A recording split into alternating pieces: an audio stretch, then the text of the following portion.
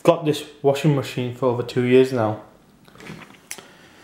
Just recently, one of these broke. As you can see, it's just snapped off.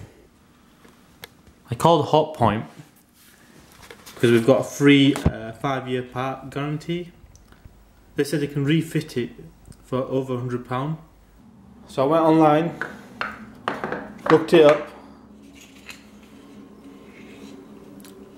and the official one costs £9.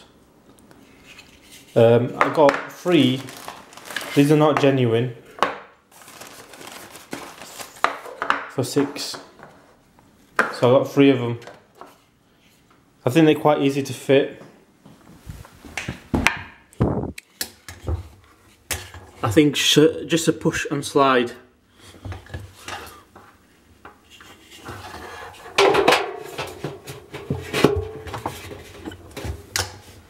Done.